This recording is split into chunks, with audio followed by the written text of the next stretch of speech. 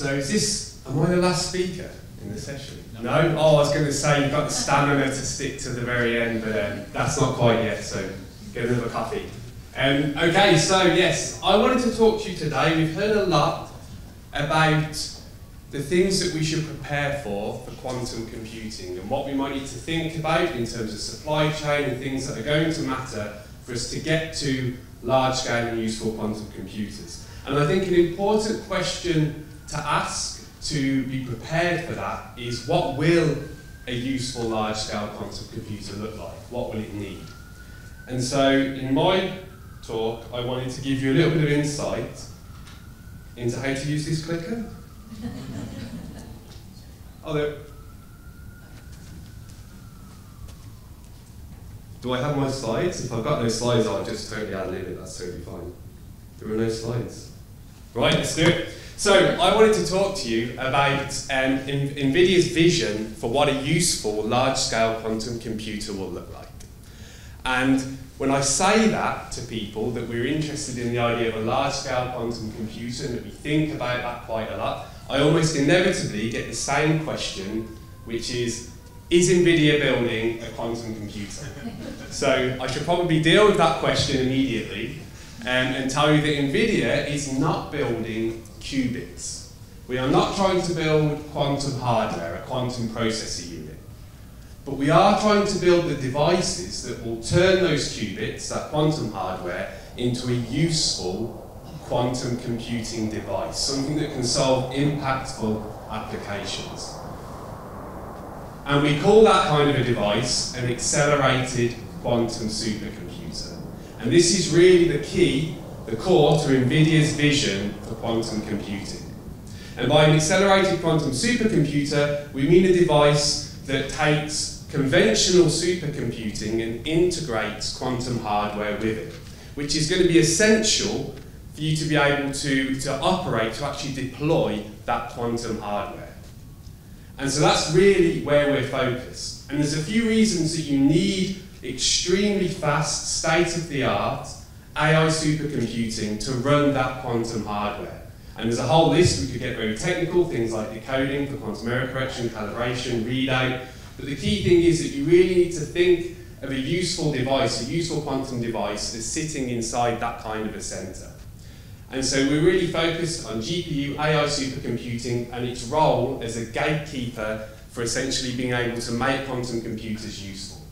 There's also a sense in which not only to deploy those devices, but to develop them, that you also need very fast supercomputing.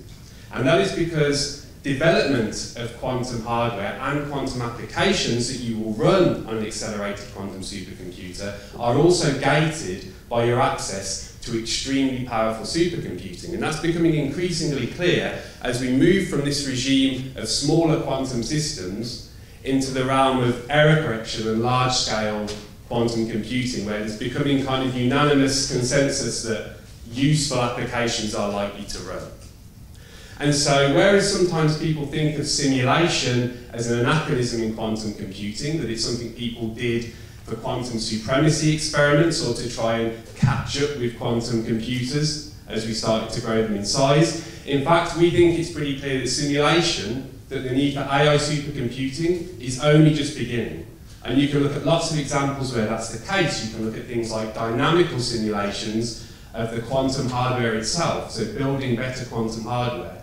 I know this is probably obvious when you think about it, but it still amazes me that NVIDIA still runs GPU-powered simulations of their GPUs before they build them. So why is that going to be any different for quantum hardware? In fact, it's much more important even, because we're looking at physical systems that are much harder to simulate. And so there's a whole host of reasons, many of which I would remember if I had my slides, why simulation is going to be increasingly important in the future for developing, as well as actually running and deploying useful quantum computers. And so this technology, I think, when you think of the resources that researchers need and the technologies that need to be present and enabled for useful computers in the future, useful quantum computers, GPU supercomputing is, I wouldn't say necessarily massively underappreciated, but perhaps given its importance, is underappreciated as one of those technologies.